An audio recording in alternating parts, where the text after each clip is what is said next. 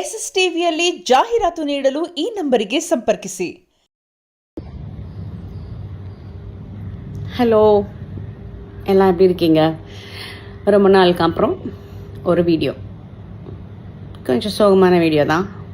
But என்ன பண்ணுறது, லைஃப்னால் சந்தோஷம் சோகம் எல்லாமே மாறி மாறி இருக்கும்ல. ரொம்ப மென்டலாக கொஞ்சம் ஸ்ட்ரெஸ்ஃபுல்லாக இருந்தது ஒரு 2-3 மந்த்ஸாக. அதனால தான் நான் எந்த ஃபோட்டோஸோ வீடியோஸோ எதுவுமே போடல. ரொம்ப ஸ்ட்ரெஸ்ஸாக இருக்கேன்னு சொல்லிட்டு ரீசெண்டாக ஒரு ஸ்பாக்கு போயிருந்தேன். சிஐடி காலனியில் இன்ஃப்ளூயன்ஸ் அப்படின்ற ஒரு ஸ்பாக்கு. அங்கே போய் ஸ்பா பண்ணிகிட்டு இருக்கும்போது அந்த லேடி சொன்னாங்க, உங்களுக்கு நெக்கெலாம் நல்லா மசாஜ் பண்ணணும், உங்கள் தாலி செயினை கழட்டி கொடுங்க. ஃப்ரெண்ட் கழட்டி கொடுத்தா அவங்க ஒரு டப்பாவில் போட்டாங்க. அவ்வளோதான், ஸ்பா முடித்து அப்படியே அந்த நல்ல ஒரு மூடில் நல்லா தூங்குகிற மூடில் போயிட்டேன். அப்படியே கிளம்பி வந்துட்டேன். அதுக்கப்புறம் பார்த்திங்கன்னா ஃப்ரைடே அன்றைக்கி போனேன். சாட்டர்டே ஃபுல்லாக தூங்கிட்டே தான் இருந்தேன். ஹஸ்பண்ட் வீட்டில் ஒரு டெத்து. அந்த நியூஸ் வேறு எனக்கு ஸ்பாவில் இருக்கும்போது வந்தது. அழகாக அந்த செயின் எடுக்காமல் போட்ட இடத்துல அப்படியே வச்சுட்டு நான் வந்துட்டேன். கீழே ஸ்பாவில் இறங்கி வரும்போது அந்த அம்மா அழகாக தட்டில் செருப்பு வச்சு கொண்டாந்து என்கிட்ட கொடுத்தாங்க. தட்டில் செருப்பு வச்சு கொடுத்தவங்க டப்பாவில் வச்சு என் தங்க செயினை கொடுக்கவே இல்லை.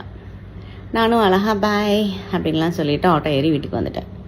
அப்புறம் நெக்ஸ்ட் டே ஃபுல்லாக ஒரு டெத்தில் பிஸியாக இருந்தேன். அப்புறம் ஞாயிற்றுக்கிழமை அன்றைக்கி அடித்து பிடிச்சி ஞாபகம் ஓடி போய் கேட்டால், சாரி எங்களால் ஒன்றுமே பண்ண முடியாது, நீங்கள் அந்த டப்பாவில் எங்கள் ஸ்டாஃப் தான் போட்டாங்க, ஆனால் இப்போ அது காணும் அப்படின்ட்டாங்க.